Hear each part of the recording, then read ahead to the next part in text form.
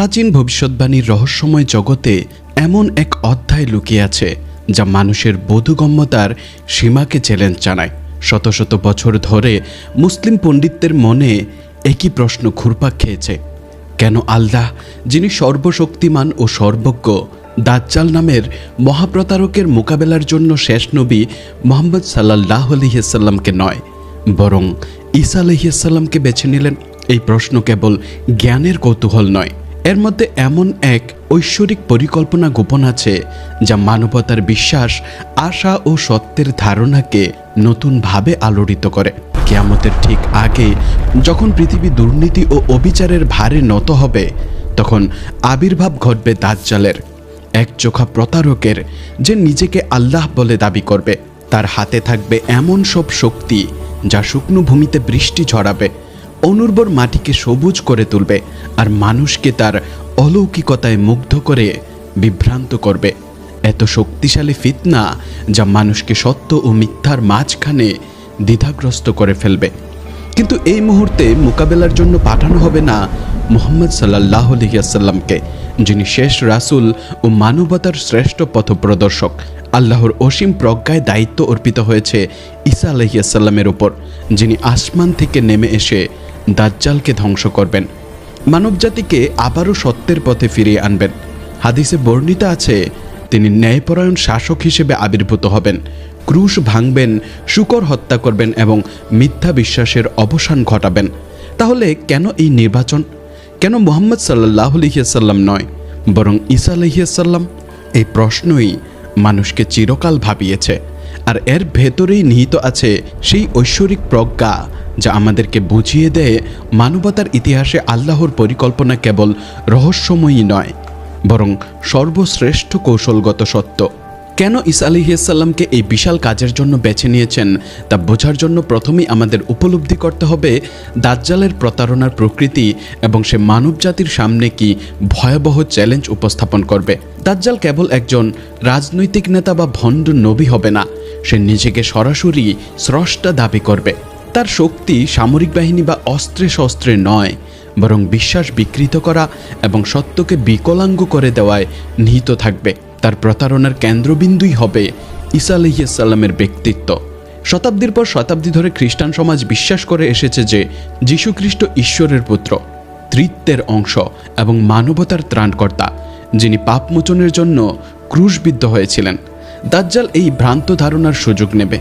সে নিজেকে সেই প্রতীক্ষিত খ্রিস্ট দাবি করবে এবং বলবে, আমি সেই যীশু যাকে তোমরা পূজা করো, আমি ক্রুশবিদ্ধ হয়েছিলাম এবং এখন আমি ফিরে এসেছি আমার রাজ্য প্রতিষ্ঠা করতে। এখানেই আল্লাহর নির্বাচনের ঐশ্বরিক প্রজ্ঞা স্পষ্ট হয়। এই বিশাল মিথ্যাকে উন্মোচন করার ক্ষমতা একমাত্র সত্যিকারের মসিহেরই আছে। কেবল ঈসা আলাইহিস সালামই মিথ্যা মসিহ দাজ্জালের মুখোশ খুলে দিতে পারবেন। যখন দাজ্জাল দাবি করবে যে সে খ্রিস্ট, তখন ঈসা আলাইহিস সালাম অবতরণ করে ঘোষণা করবেন, আমি আসল খ্রিস্ট, মরিয়মের পুত্র, আল্লাহর বান্দা। আর এ ব্যক্তি তোমাদের সামনে দাঁড়িয়ে থাকা সবচেয়ে বড় প্রতারক। এই মুহূর্তের মানসিক ও আধ্যাত্মিক অভিঘাত কল্পনা করা যায় না। সারা বিশ্বের কোটি কোটি খ্রিস্টান দেখতে পাবে যাকে তারা ত্রাণকর্তা বলে ভেবেছিল, সেই দাবির মূলে এক প্রতারক দাঁড়িয়ে আছে। আর যখন আসল ঈসা আলাইহিস সালাম স্পষ্টভাবে জানিয়ে দেবেন যে তিনি কখনো ঈশ্বর ছিলেন না, কখনো পূজা করার জন্য বলেননি, বরং সর্বদাই একমাত্র আল্লাহর বান্দা ও রাসূল ছিলেন, তখন মানবজাতির সামনে এক অনন্য স্বচ্ছতা নেমে আসবে। সত্যের আলো এমনভাবে উন্মোচিত হবে যা ইতিহাসের সবচেয়ে বড় ফিতনার অবসান ঘটাবে। কিন্তু আল্লাহর ঐশ্বরিক প্রজ্ঞা কেবল দাজ্জালের সাথে এই একক সংঘাতেই সীমাবদ্ধ নয়। ঈসা আলাইহিস সালামকে তিনি ইতিহাসের এই বিশেষ মুহূর্তের জন্য সংরক্ষণ করেছেন, কারণ তার প্রত্যাবর্তন বহুস্তরীয় ঐশ্বরিক উদ্দেশ্যকে পূরণ করবে যা একমাত্র তিনিই সম্পাদন করতে সক্ষম। প্রথমত, তার আগমন আহলে কিতাব, খ্রিস্টান, ইহুদি ও মুসলিমদের এক আল্লাহর তাওহীদের পতাকার নিচে একত্রিত করবে। যখন ঈসা আলাইহিস সালাম ক্রুশ ভেঙে ঘোষণা করবেন যে তাকে কখনো ক্রুশবিদ্ধ করা হয়নি, তিনি কারো পাপের জন্য মারা যাননি, আর মুক্তি কেবল এক আল্লাহর উপাসনার মাধ্যমেই সম্ভব, তখন মানব ইতিহাসের সবচেয়ে গভীর ধর্মতাত্ত্বিক বিতর্কগুলির সমাধান হবে। নবী মুহাম্মদ সাল্লাল্লাহু আলাইহি ওয়াসাল্লাম তার অসীম প্রজ্ঞা ও বিনয়ের মাধ্যমে বুঝেছিলেন যে তার ভূমিকা ছিল মানবজাতির কাছে আল্লাহর চূড়ান্ত বার্তা পৌঁছে দেয়া, ইসলামকে পূর্ণতা দেওয়া এবং তার উম্মাহকে ভবিষ্যতের পরীক্ষাগুলোর জন্য প্রস্তুত করা। তার মিশন ছিল না দাজ্জালের সাথে সরাসরি যুদ্ধ করা, বরং তার অনুসারীদের আগেই সতর্ক করা এবং প্রতারণা চিনে নেয়ার ক্ষমতা গড়ে তোলা। অসংখ্য সহিহ হাদিসে তিনি দাজ্জালের বিস্তারিত বর্ণনা দিয়েছেন, তার ফিতনা থেকে সুরক্ষার জন্য নির্দিষ্ট দোয়া শিখিয়েছেন এবং নির্দেশ করেছেন যে সূরা আল কাহফের প্রথম 10টি আয়াত পাঠ করা দাজ্জালের প্রতারণা থেকে ঢালস্বরূপ কাজ করবে। আবার যখন আমরা দাজ্জালের আবির্ভাবের সময়কার আধ্যাত্মিক অবস্থা বিবেচনা করি, তখন আল্লাহর পরিকল্পনার কৌশলগত উজ্জ্বলতা আরও স্পষ্ট হয়। সহিহ হাদিসে বলা হয়েছে, তখন জ্ঞান তুলে নেওয়া হবে, অজ্ঞতা ব্যাপক হবে এবং সৎ ঈমান হবে মরুভূমির বালুর মধ্যে সোনার দানা খোঁজার মতোই বিরল। এমন অন্ধকার সময়ে শেষ রাসূল সাল্লাল্লাহু আলাইহি ওয়াসাল্লাম এর প্রত্যাবর্তন ঘটলে তার উম্মাহের দুর্নীতিগ্রস্ত অবস্থা প্রত্যক্ষ করা তার মহিমার সঙ্গে সামঞ্জস্যপূর্ণ হতো না, বরং আল্লাহ পাঠাবেন ঈসা আলাইহিস সালামকে, যাকে তার পার্থিব মিশন সম্পন্ন করার আগেই আসমানে তুলে নেওয়া হয়েছিল। মুহাম্মদ সাল্লাল্লাহু আলাইহি ওয়াসাল্লামের নবুয়ত তার মৃত্যুর সঙ্গে সমাপ্ত হয়েছে, কিন্তু ঈসা আলাইহিস সালামকে জীবিত অবস্থায় আসমানে উঠিয়ে নেওয়া হয়েছিল। তার মিশন সাময়িকভাবে স্থগিত ছিল, অপেক্ষা করেছিল নির্ধারিত সময়ের জন্য। তার প্রত্যাবর্তন নতুন নবী হিসেবে হবে না, তিনি ফিরে আসবেন মুহাম্মদ সাল্লাল্লাহু আলাইহি ওয়াসাল্লামের অনুসারী হিসেবে, ইসলামের শরিয়াহ কার্যকর করবেন এবং সেই দায়িত্ব পূর্ণ করবেন যা তাকে 2000 বছর আগে অর্পণ করা হয়েছিল। কুরআনও এই প্রজ্ঞার দিক নির্দেশ দেয়। সূরা আন-নিসা আয়াত 159-এ আল্লাহ বলেন, আর আহলে কিতাবের কেউই থাকবে না, কিন্তু সে তার মৃত্যুর আগে অবশ্যই তার প্রতি বিশ্বাস স্থাপন করবে, আর কিয়ামতের দিনে তিনি তাদের বিরুদ্ধে সাক্ষী হবেন। এই আয়াত স্পষ্টভাবে প্রমাণ করে যে ঈসা আলাইহিস সালামের একটি বিশেষ ভূমিকা রয়েছে কিয়ামতের পূর্বে আহলে কিতাবকে সত্যের দিকে ফিরিয়ে আনার জন্য এবং আল্লাহর একত্ববাদকে প্রতিষ্ঠিত করার জন্য। ঈসা আলাইহিস সালামের হাতে দাজ্জালের মৃত্যু গভীর প্রতীকী তাৎপর্য বহন করে, যা কেবল এই নির্দিষ্ট সংঘাতের মাধ্যমেই ফুটে উঠতে পারে। আন নাওয়াস ইবনে সামআন রাদিয়াল্লাহু তাআলা আনহু কর্তৃক বর্ণিত সহিহ হাদিসে এসেছে, ঈসা আলাইহিস সালাম যখন দাজ্জালকে দেখবেন, তখন তিনি তাকে তাড়া করবেন এবং অবশেষে লুদের গেটে ধরে ফেলবেন, যেখানে তিনি তাকে হত্যা করবেন। কিছু বর্ণনায় উল্লেখ আছে দাজ্জাল ঈসা আলাইহিস সালামকে দেখা মাত্র লবণের মতো গলে যাবে। আবার অন্য বর্ণনায় এসেছে যে ঈসা আলাইহিস সালাম তাকে তার বর্ষা বা শ্বাস দ্বারা হত্যা করবেন। স্থানটিও এখানে অত্যন্ত গুরুত্বপূর্ণ। লুদ বর্তমানে ইসরায়েলের লুদ জেরুজালেমের নিকটে পবিত্র ভূমিতে অবস্থিত, সেই ভূমি যেখানে ঈসা আলাইহিস সালাম তার মূল দাওয়াত পরিচালনা করেছিলেন এবং সেখান থেকেই তাকে আসমানে উঠিয়ে নেওয়া হয়েছিল। তার মিশন সমাপ্ত করতে পুনরায় সেই ভূমিতেই প্রত্যাবর্তন ঘটবে। এ যেন 2000 বছরেরও বেশি আগে আল্লাহ কর্তৃক করা এক প্রতিশ্রুতির পূর্ণতা। কিন্তু সম্ভবত এই কাজের জন্য আল্লাহ কেন ঈসা আলাইহিস সালামকে মুহাম্মদ সাল্লাল্লাহু আলাইহি ওয়াসাল্লামের উপর বেছে নিয়েছেন, তার সবচেয়ে গভীর কারণ নিহিত আছে আল্লাহর রহমত ও ন্যায় বিচারের প্রকৃতিতে। দাজ্জালের সর্বশ্রেষ্ঠ দাবি হবে সেই আল্লাহ, সেই ইবাদতের যোগ্য এবং জীবন মৃত্যুর নিয়ন্ত্রণ তার হাতে। এই ভয়ঙ্কর দাবিকে খণ্ডন করার জন্য এর চেয়ে উপযুক্ত আর কে হতে পারে, যদি না সেই ঈসা আলাইহিস সালাম, যিনি নিজেই শতাব্দীর পর শতাব্দী ধরে লক্ষ লক্ষ মানুষের দ্বারা ভুলভাবে ঈশ্বর হিসেবে প্রতিপন্ন হয়েছেন। তিনি বোঝেন কিভাবে তার বার্তা বিকৃত করা হয়েছে এবং কিভাবে তাকে আল্লাহর স্থানে বসানো হয়েছে। যখন ঈসা আলাইহিস সালাম দাজ্জালের মুখোমুখি হবেন, তখন তিনি শুধু একজন ভণ্ড মসীহকে ধ্বংস করবেন না, বরং 2000 বছরের ধর্মতাত্ত্বিক বিভ্রান্তি ও বিকৃতির অবসান ঘটাবেন। তিনি মানবজাতির সামনে ঘোষণা করবেন, আমি ঈশ্বর নই, আমি ঈশ্বরের পুত্রও নই, আমি তোমাদের পাপের জন্য মরিনি, আর কখনো তোমাদের আমাকে পূজা করতে বলিনি। একমাত্র সত্যিকারের উপাস্য আল্লাহ, আর মুহাম্মদ সাল্লাল্লাহু আলাইহি ওয়াসাল্লাম তার চূড়ান্ত রাসূল। এই ঘোষণা খ্রিস্টীয় বিশ্বাসের মূলে আলোড়ন তুলবে এবং কোটি কোটি মানুষকে ইসলামের প্রকৃত ও সঠিক পথে ফিরিয়ে আনবে। আল্লাহর প্রজ্ঞা এই ঘটনাগুলোর সময়কালেও স্পষ্ট হয়ে ওঠে। নবী মুহাম্মদ সাল্লাল্লাহু আলাইহি ওয়াসাল্লাম এসেছিলেন এমন এক সময়ে যখন মানবজাতির জন্য একটি পূর্ণাঙ্গ ও চূড়ান্ত দিশার প্রয়োজন ছিল। তার দায়িত্ব ছিল ইসলাম প্রতিষ্ঠা করা, উম্মাহ গঠন করা এবং এমন এক সভ্যতার ভিত্তি স্থাপন করা যা ভবিষ্যতে ঈসা আলাইহিস সালামের প্রত্যাবর্তনকে সমর্থন করবে। দাজ্জালের আবির্ভাবের সময় সেই ভিত্তি দৃঢ় থাকবে, কোরআন অবিকৃতভাবে সংরক্ষিত থাকবে, নবী সাল্লাল্লাহু আলাইহি ওয়াসাল্লামের বিশুদ্ধ হাদিসসমূহ প্রচারিত থাকবে এবং ইসলামী শরিয়ার কাঠামো অটুট থাকবে। তখন নতুন কোনো বার্তার প্রয়োজন হবে না, প্রয়োজন হবে একটি অলৌকিক নিদর্শন, এক বাস্তবায়ন যা বিদ্যমান বার্তাকে প্রাণবন্ত করে তুলবে। ঈসা আলাইহিস সালাম আসমান থেকে অবতীর্ণ হবেন নিছক একজন মানুষ হিসেবে নয়, বরং জীবন্ত নিদর্শন হিসেবে।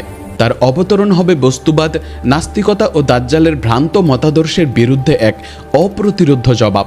মানুষ যখন প্রত্যক্ষ করবে আসমান থেকে একজন নবীর অবতরণ, প্রাকৃতিক নিয়ম ভেঙে অলৌকিক ঘটনা সংঘটিত হচ্ছে, তখন তারা অনিবার্যভাবে অদৃশ্য জগৎ ও আল্লাহর অসীম ক্ষমতার মুখোমুখি হতে বাধ্য হবে। সহিহ হাদিসে এই মহাসংঘাতের দৃশ্য অত্যন্ত জীবন্তভাবে বর্ণিত হয়েছে। মুসলিম ইবনে আল হাজ তার সহিহ গ্রন্থে উল্লেখ করেছেন যে নবী সাল্লাল্লাহু আলাইহি ওয়াসাল্লাম বলেছেন, যখন আল্লাহর শত্রু পূর্বাঞ্চলের এক ভূমিতে অবস্থান করবে, তখন মারিয়ামের পুত্র ঈসা দামেস্কের পূর্ব দিকে সাদা মিনারের কাছে অবতীর্ণ হবেন। তিনি 2টি হলুদ পোশাক পরিহিত থাকবেন আর তার হাত দুটি ফেরেশতাদের ডানার উপর থাকবে। যখন তিনি মাথা নিচু করবেন তখন সেখান থেকে ফোঁটা ফোঁটা পানি পড়বে, আর যখন তিনি মাথা উঠাবেন তখন মুক্তার মতো ফোঁটা ছড়িয়ে পড়বে। এই বর্ণনা নিজেই গভীর প্রতীকী অর্থ বহন করে। সাদা মিনার বলতে বোঝায় বিশুদ্ধতা ও সত্য, যা ঈসা আলাইহিস সালাম পুনরায় প্রতিষ্ঠা করবেন অন্ধকারাচ্ছন্ন ও প্রতারণাপূর্ণ পৃথিবীতে। তার হলুদ পোশাক প্রতীকী ঐশ্বরিক আলো ও হেদায়েতের, আর ফেরেশতাদের সহায়তা প্রমাণ করবে তার মিশন সরাসরি আসমানের সমর্থিত। তার মাথা থেকে পড়া ফোঁটা আল্লাহর রহমতের বর্ষণকে নির্দেশ করে, আর মুক্তার মতো ছড়িয়ে পড়া ফোঁটা পৃথিবীতে বিস্তার লাভ করা জ্ঞান ও প্রজ্ঞার প্রতীক। এইভাবে ঈসা আলাইহিস সালামের প্রত্যাবর্তন মানবজাতির জন্য হবে সত্য ও হেদায়েতের নতুন ভোর, যা আল্লাহর প্রতিশ্রুত চূড়ান্ত সত্যকে বিশ্বময় প্রতিষ্ঠিত করবে। ঈসা আলাইহিস সালাম বিজেতা বা নতুন রাজ্য প্রতিষ্ঠাকারী হিসেবে আবর্তিত হবেন না, বরং তিনি মুহাম্মদ সাল্লাল্লাহু আলাইহি ওয়াসাল্লামের বিনয়ী অনুসারী হিসেবে আসবেন এবং ইসলামী শরিয়া অনুসারে শাসন করবেন। সহিহ হাদিসে উল্লেখ আছে তিনি হজ পালন করবেন এবং তার সময়কার মুসলিম নেতার পেছনে দাঁড়িয়ে নামাজ আদায় করবেন। এর মাধ্যমে আল্লাহ প্রমাণ করবেন যে নতুন নবী ও নতুন প্রত্যাদেশের যুগ সমাপ্ত হয়েছে, আর ইসলাম যা মুহাম্মদ সাল্লাল্লাহু আলাইহি ওয়াসাল্লাম এনেছেন মানবজাতির জন্য চূড়ান্ত ও পূর্ণাঙ্গ পথপ্রদর্শক। দাজ্জালের পতনের পর শুরু হবে এক স্বর্ণযুগ, যা পৃথিবী আগে কখনো দেখেনি। হাদিসে বর্ণিত হয়েছে তখন পৃথিবী ন্যায় বিচারে পূর্ণ হবে যেমন পানিতে ভরা পাত্র থাকে। সম্পদের প্রাচুর্য হবে এতই ব্যাপক যে দান গ্রহণের মানুষও থাকবে না। একটি ডালিম এত বড় হবে যে একটি গোটা সম্প্রদায় তা থেকে আহার করতে পারবে। পৃথিবীর ধন ভাণ্ডার উন্মুক্ত হয়ে যাবে আর শান্তি ও কল্যাণ সর্বত্র ছড়িয়ে পড়বে। তাহলে প্রশ্ন জাগে, এই স্বর্ণযুগ কি মুহাম্মদ সাল্লাল্লাহু আলাইহি ওয়াসাল্লাম নিজেই প্রতিষ্ঠা করতে পারতেন না? এর উত্তর নিহিত আল্লাহর নির্ধারিত পরিকল্পনায়। তিনি প্রতিটি রাসূলকে ভিন্ন ভিন্ন ভূমিকার জন্য মনোনীত করেছেন। মুহাম্মদ সাল্লাল্লাহু আলাইহি ওয়াসাল্লামের ভূমিকা ছিল চূড়ান্ত বার্তা পৌঁছে দেয়া, অজ্ঞতা ও শিরকের অন্ধকার ভেদ করা, ত্যাগ ও সংগ্রামের মাধ্যমে ইসলামের ভিত্তি স্থাপন করা। তার জীবন ছিল চ্যালেঞ্জ ও নিপীড়নে পূর্ণ, কারণ তিনি ছিলেন পরিবর্তনের বীজ বপনকারী। আর ঈসা আলাইহিস সালামকে আল্লাহ সংরক্ষণ করেছেন সেই বীজ থেকে ফসল ঘরে তুলতে, অর্থাৎ মুহাম্মদ সাল্লাল্লাহু আলাইহি ওয়াসাল্লাম যে সভ্যতার ভিত স্থাপন করেছেন তার উপরে দাঁড়িয়ে স্বর্ণযুগ বাস্তবায়ন করতে। ঈসা আলাইহিস সালাম এমন এক সময়ে আসবেন যখন ইসলামী জ্ঞান ও শরিয়ার অবকাঠামো সুসংহত থাকবে, কোরআন অবিকৃতভাবে সংরক্ষিত থাকবে, সুন্নাহ লিপিবদ্ধ ও প্রচারিত থাকবে এবং লক্ষ লক্ষ মানুষ তার মিশনকে সমর্থন করার জন্য প্রস্তুত থাকবে।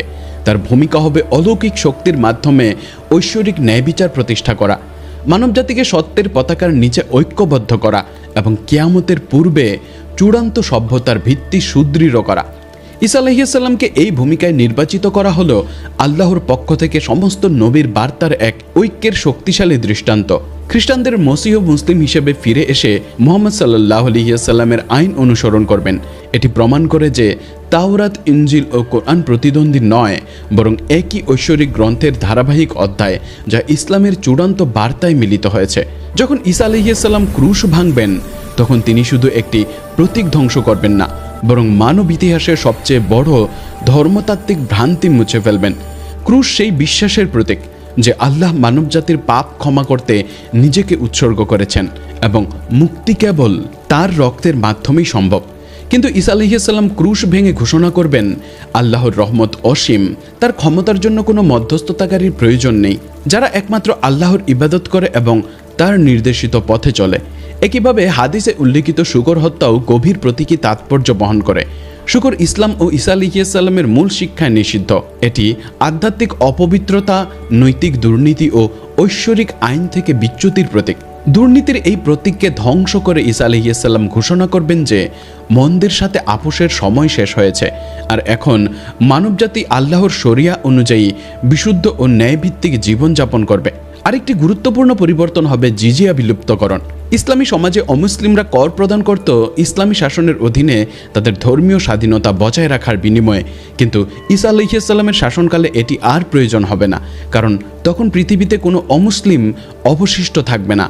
তাদের জোর করে ধর্মান্তরিত করা হবে বলে নয়, বরং সত্য এত স্পষ্ট হবে, প্রমাণ এত অপ্রতিরোধ্য হবে এবং ঈসা আলাইহিস সালাম ও দাজ্জালের মধ্যে পার্থক্য এত প্রকট হবে যে মানবজাতি স্বতঃস্ফূর্তভাবে ইসলাম গ্রহণ করবে। ঈসা আলাইহিস সালামের শাসন আমলে ইসলামের এই সর্বজনীন গ্রহণযোগ্যতা কুরআনে আল্লাহর প্রতিশ্রুতির পুনর্বাস্তবায়ন।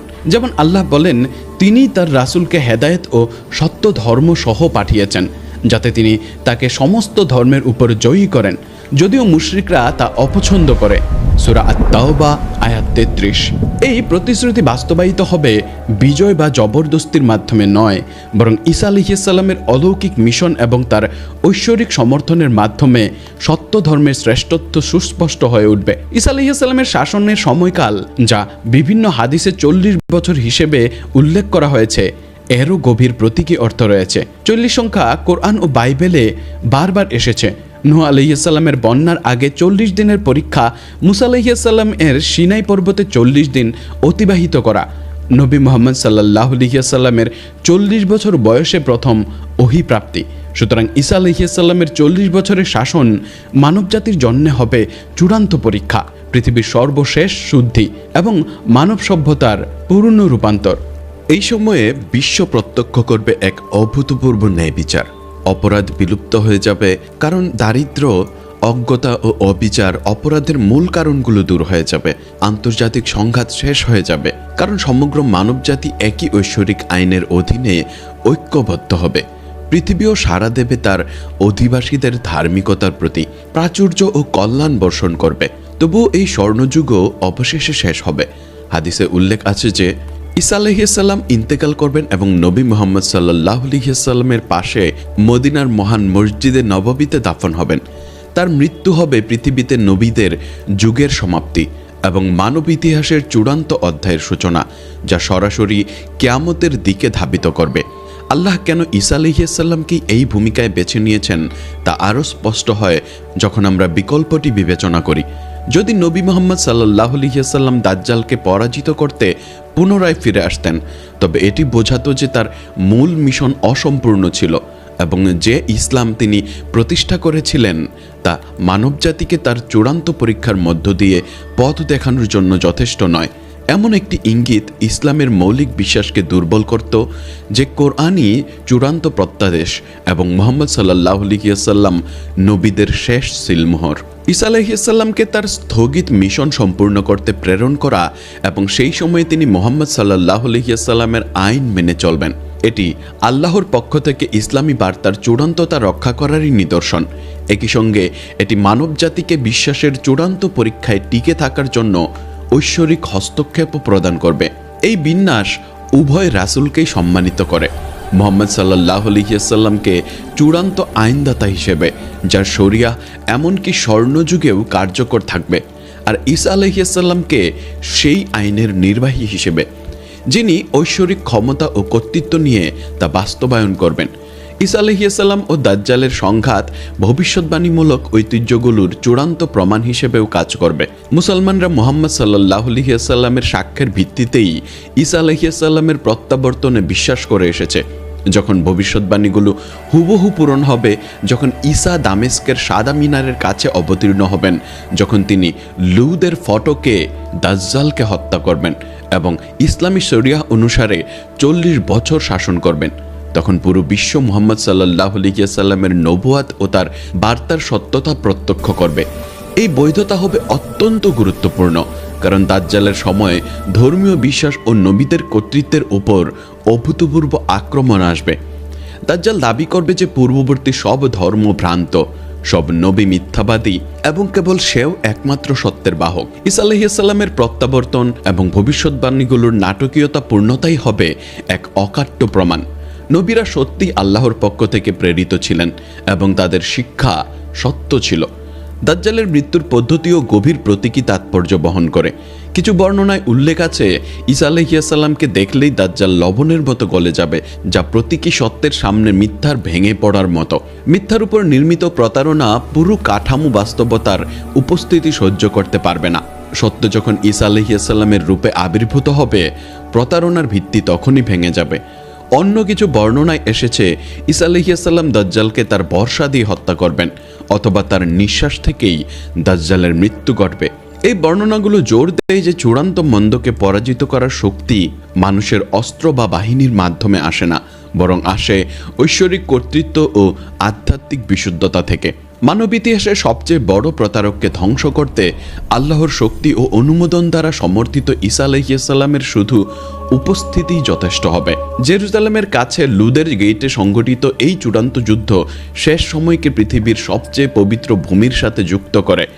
জেরুজালেম হাজার হাজার বছর ধরে ঐশ্বরিক প্রকাশের কেন্দ্র, যেখানে বহু নবী বাস করেছেন এবং শিক্ষা দিয়েছেন, যেখানে প্রথম কিবলা প্রতিষ্ঠিত হয়েছিল এবং যেখান থেকে নবী মুহাম্মদ সাল্লাল্লাহু আলাইহি ওয়াসাল্লাম মিরাজের রাতে আসমানে আরোহণ করেছিলেন। তাই সত্য ও মিথ্যার মধ্যে চূড়ান্ত সংঘাত এই বরকতময় ভূমিতে সংগঠিত হওয়াই যথোপযুক্ত, কারণ এটি নবী ইতিহাসের ধারাবাহিকতাকে পূর্ণতা দান করবে। দাজ্জালের পতনের পর কিয়ামতের অন্যান্য প্রধান লক্ষণ উদ্ভাসিত হবে, যার মধ্যে ইয়াজুজ ও মাজুজের আবির্ভাব বিশেষভাবে উল্লেখযোগ্য।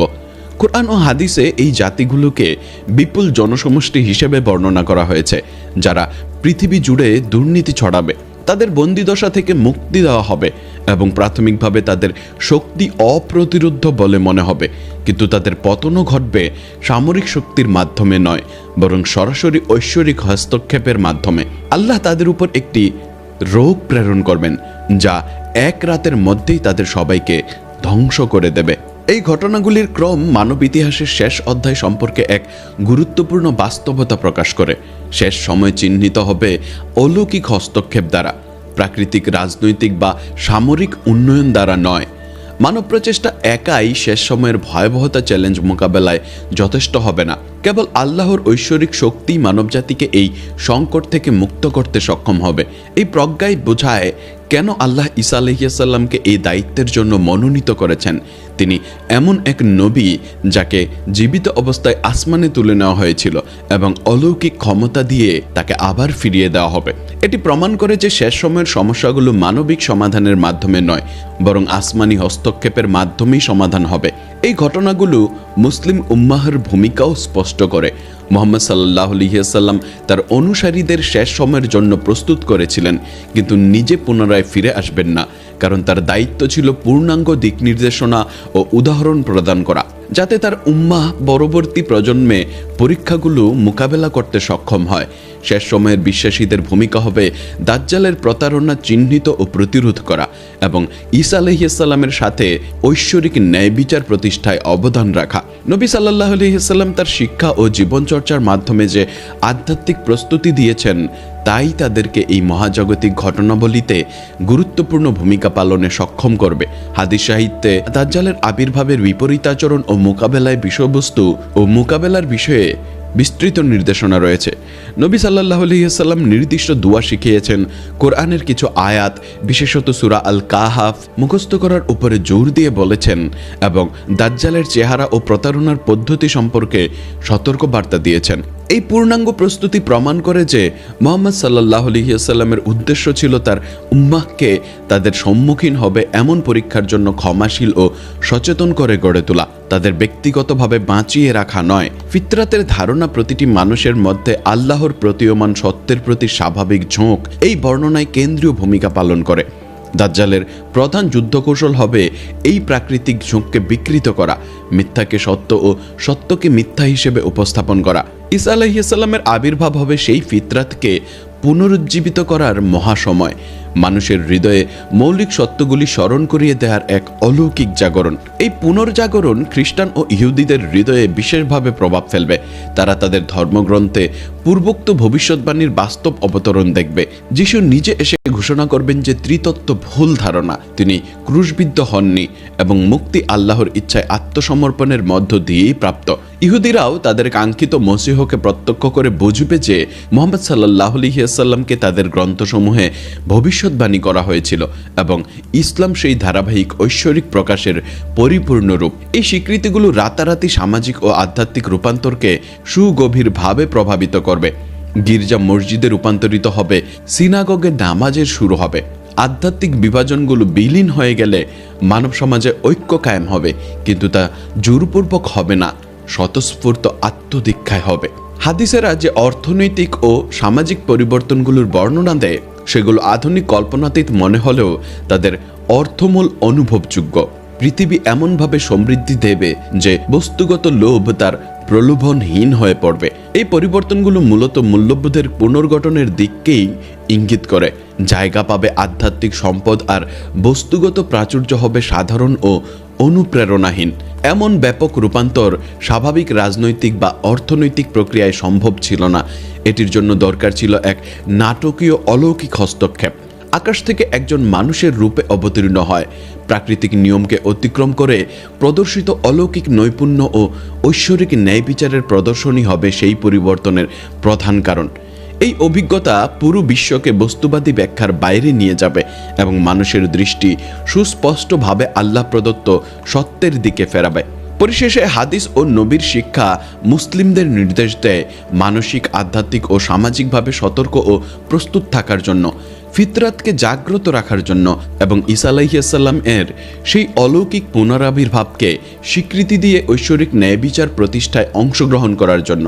এই ঘটনাগুলো কেবল ভবিষ্যৎবাণীর পূরণ নয়, বরং মানবতার জন্য একটি চূড়ান্ত নিয়মানুবর্তিতা, যেখানে আল্লাহর পরিকল্পনা, নবীদের বার্তা এবং মানুষের হৃদয়ের স্বাভাবিক প্রবণতা একত্রে মিলে বিশ্বকে নতুন আধ্যাত্মিক দিশা দেখাবে।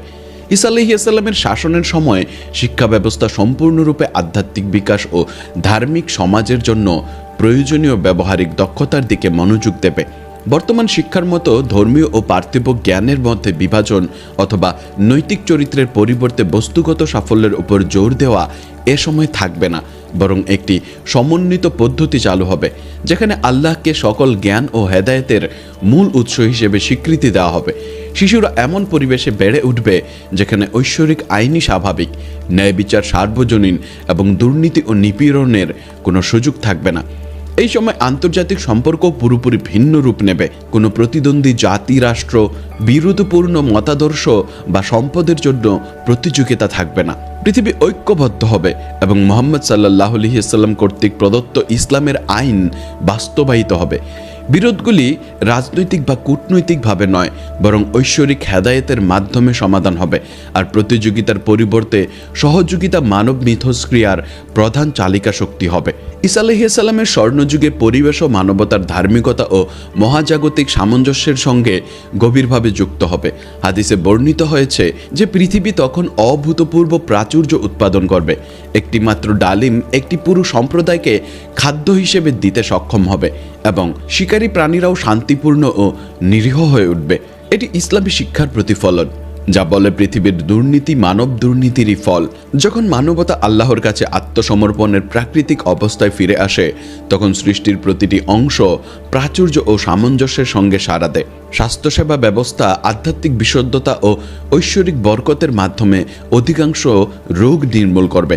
মানসিক চাপজনিত অসুস্থতা দূর হবে যখন মানুষ আল্লাহর আইন অনুসারে জীবনযাপন করবে। সামাজিক সমস্যার কারণে সৃষ্ট মানসিক স্বাস্থ্য জটিলতাও কমে যাবে এবং আত্মাকে আঘাতকারী আধ্যাত্মিক রোগগুলি নিরাময় হবে, কারণ মানবজাতির জন্য থাকবে স্পষ্ট নির্দেশনা এবং ধার্মিক নেতৃত্ব। প্রযুক্তির ব্যবহারও সম্পূর্ণ ভিন্নভাবে ঘটবে। অস্ত্র, নজরদারি বা নিয়ন্ত্রণের পরিবর্তে উদ্ভাবন হবে উন্নয়ন ও আধ্যাত্মিক বিকাশকে সমর্থন করার জন্য।